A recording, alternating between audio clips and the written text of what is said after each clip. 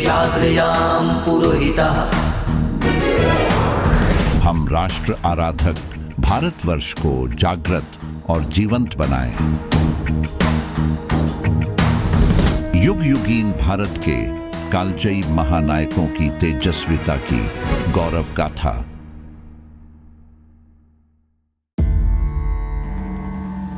कर चरण कृतं वा कायजं कर्मजं वा श्रवणनयनजं वा मानसं वा पराधं विहितमविहितं वा सर्वमेतत् क्षमस्व। जय जय करुणाब्दे श्री महादेव शंभो।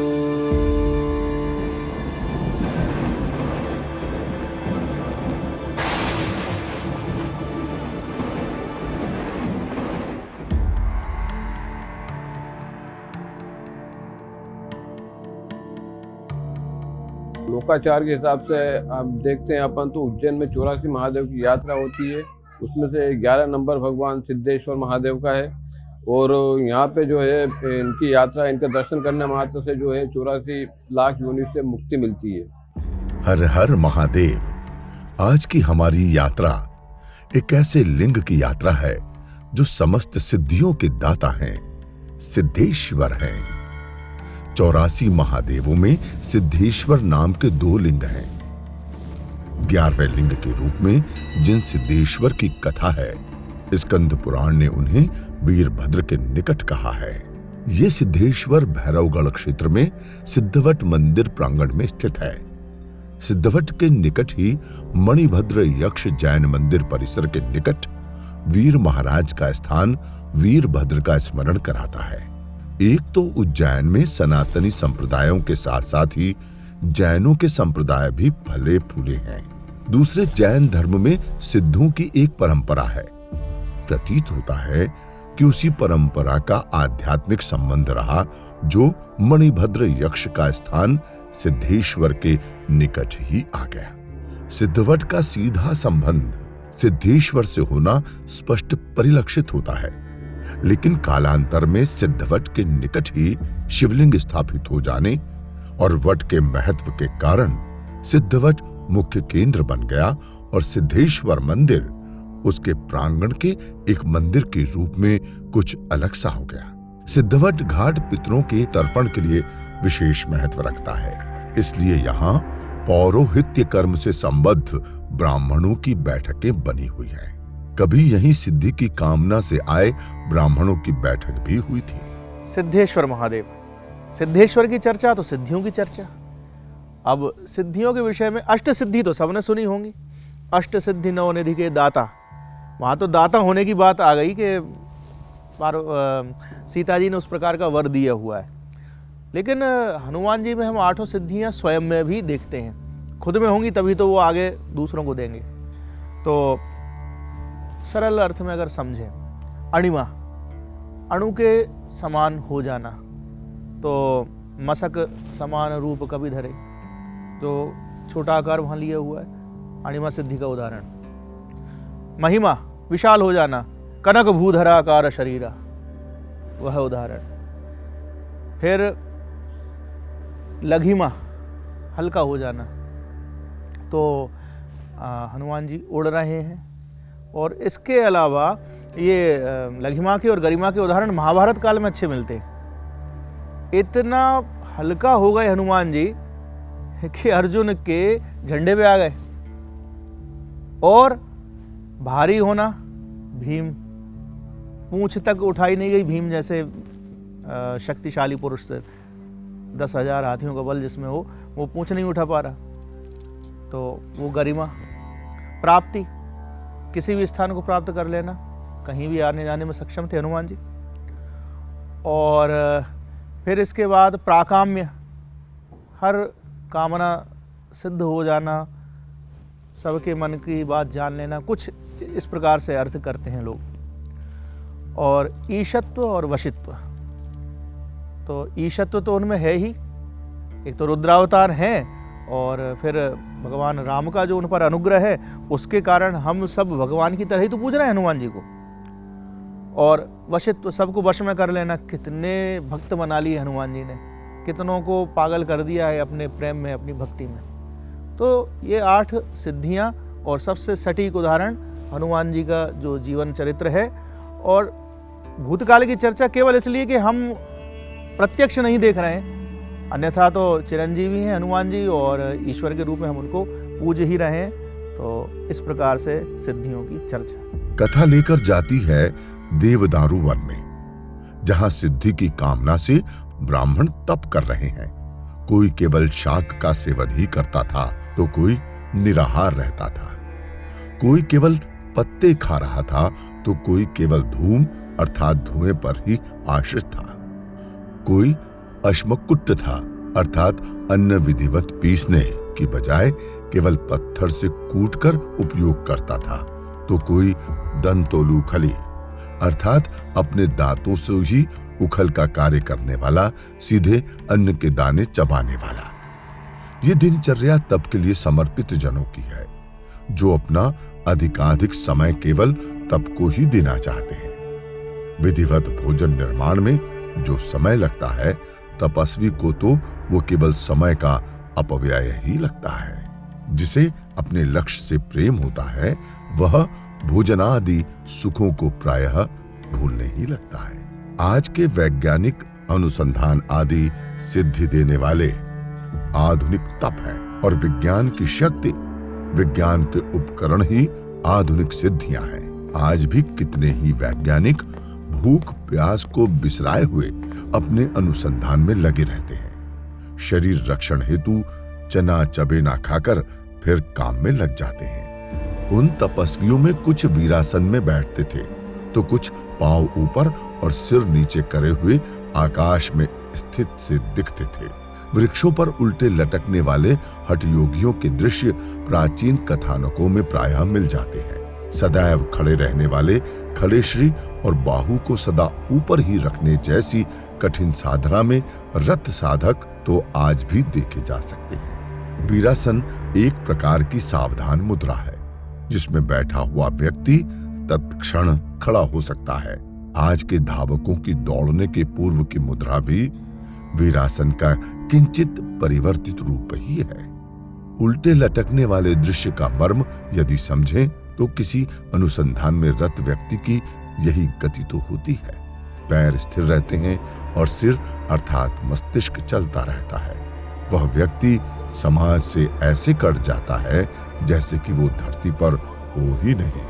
ब्राह्मणों की तपस्या के अनेक वर्ष बीते, पर सिद्धि उनसे दूर ही रही। वे चिंता करते हुए बोल पड़े कि तप से ही सब कुछ मिलता है, ऐसा मुनिजन कहते हैं। तप से अंजन, गुटिका, पादुका गमन, खड्ग सिद्धि, चिंतामणि सिद्धि आदि की प्राप्ति होती है। लेकिन हमारे विषय में तो मुनियों का कथन व्यर्थ ही रहा। निराशा के कारण उन तपस्वियों में नास्तिक भाव आने लगा। तो जैसे माता अपनी संतान को आश्वासन देती है, उसी प्रकार एक अशरीरी वाणी ने उन्हें आश्वस्त किया कि तुम लोग तप की निंदा मत करो। फल क्यों नहीं मिला उसका कारण सुनो। तुम लोग परस्पर स्पर्धा रख के तप कर रहे थे।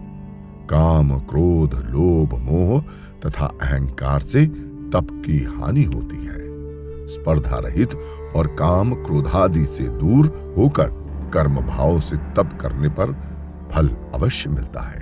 वासना वासितो यस्तु एकचित्तः समाहितः आस्तिकः श्रद्धानश्च सतपः फलमश्नुते।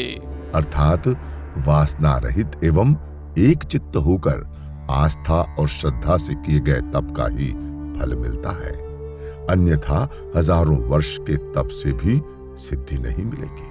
तुम लोग महाकाल वन में जाकर दर्शन मात्र से सभी सिद्धियों को देने वाले उस लिंग की उपासना करो, जिनकी कृपा से सनकादि को परम सिद्धि मिली। राजा वसुमान ने खड्ग सिद्धि प्राप्त की, है को पादुका सिद्धि मिली, अनरु को अदृश्यकरण, स्वर्ण सिद्धि, दिव्य पादलेप, और अंजन की प्राप्ति हुई। तपस्वियों ने सर्व सिद्धिदायक लिंग के दर्शन कर सिद्धियां प्राप्त की।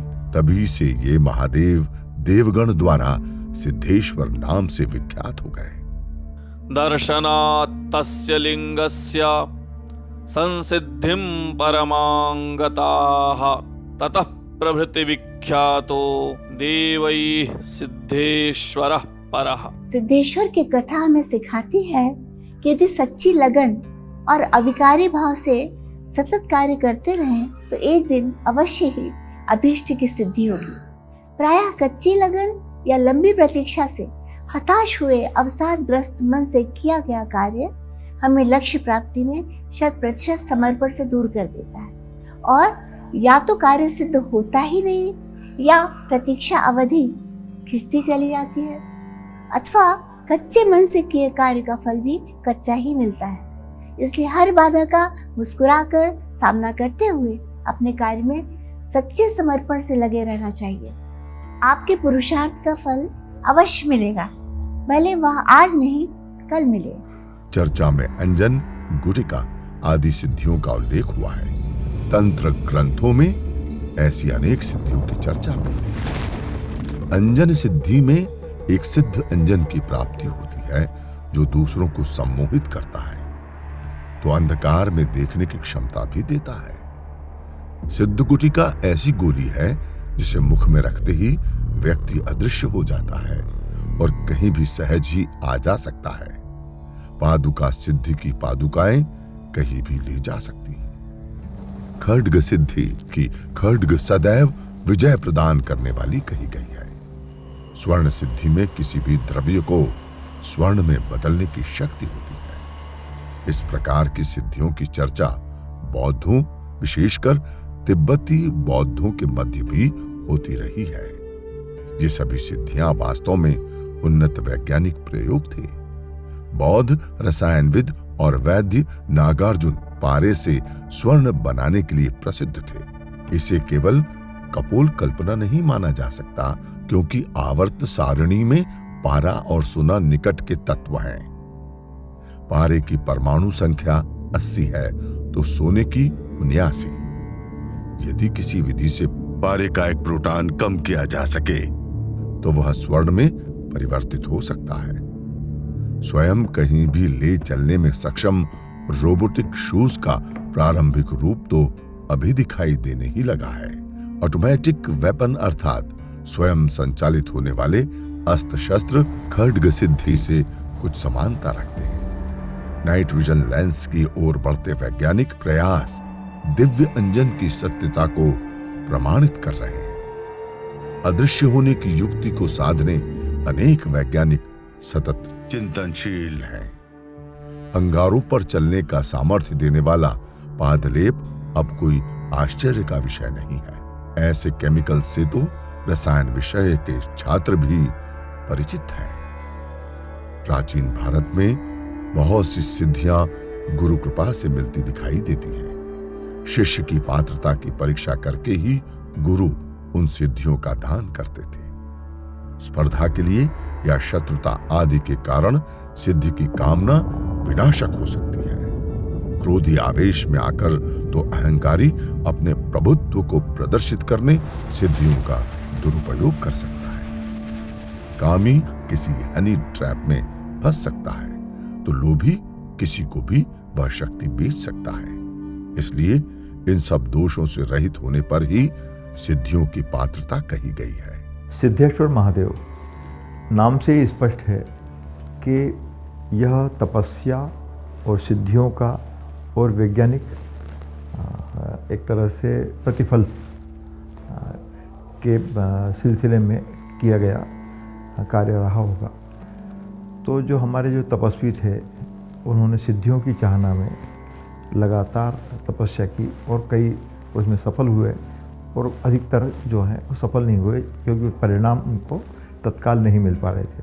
और जो हम पिछली सदियों को देखते हैं, पिछले समय को देखते हैं, तो जो भारतीय ज्ञान परंपरा में बहुत सारी जो सिद्धियां हैं वो बहुत ही मिला जुला है। क्योंकि पश्चिम में तो यह है कि जो वैज्ञानिक है वो प्रयोगशाला में आके काम कर रहा है, और हमारे यहाँ जो है ऋषि परंपरा जो है, तपस्वियों की जो परंपरा है, वो आराधना भी कर रहे हैं, साधना भी कर रहे हैं, इसके साथ साथ वैज्ञानिक प्रयोग भी कर रहे हैं, अनुष्ठान भी कर रहे हैं और अन्वेषण भी कर रहे हैं। तो उसके प्रणति स्वरूप, उसकी स्मृति स्वरूप सिद्धेश्वर महादेव की स्थापना उज्जैन में हुई होगी, ऐसी मान्यता है। सिद्धेश्वर की कथा उज्जैनी की तंत्र युक्ति की ओर भी संकेत करती है। यहीं से संबंध रखने वाले राजा भोज ने अपने ग्रंथों में अनेक चमत्कारिक यंत्रों की चर्चा की है। विक्रमादित्य के नवरत्नों में प्रायः सभी उत्तम वैज्ञानिक थे। सिद्धेश्वर मंदिर में संक्रांति, सोमवार और ग्रहण के दिन अर्चन का विशेष महत्व कहा गया है। सोमवार तो महादेव का वार ही है और संक्रांति विशेष पुण्य अवसर होता है। ग्रहण का दिन शीघ्र सिद्धिदायक माना जाता है। सिद्धेश्वर मंदिर नागर शैली का प्राचीन मंदिर है, जिसके साथ ही वास्तुशास्त्री अलंकारों से सुशोभित स्तंभों पर आश्रित मंडप भी विद्यमान है। मंदिर के मंडप की छत पर सुंदर कंगूरे बने हुए हैं। बाहर की ओर नवीन मंडप की योजना और मंडप में रंग लेपन से इसकी प्राचीनता कुछ छुप सी गई है। मंदिर का प्रवेश द्वार पूर्वाभिमुख है। वर्गाकार गर्भगृह के मध्य छत्राकृति का प्रस्तर लिंग विद्यमान है, जिसकी पीठिका चौकोर बनी हुई है। मंदिर में शिव परिवार की मूर्तियां भी स्थापित हैं, जिनमें से कुछ प्राचीन तो कुछ अपेक्षाकृत बाद के काल में निर्मित हैं। मंडप में विराजमान नंदी का आधार नवीन है। सिद्धेश्वर की चर्चा बस यहीं तक। अगली यात्रा का संबंध उस कथा से है जहां दैत्यों द्वारा लोक को दिए जा रहे कष्टों को रोकने में लोकपाल ही असमर्थ हो गए थे। अगले अंक में लोकपालेश्वर की कथा के साथ पुनः भेंट करते हैं। तब तक जय श्री महाकाल।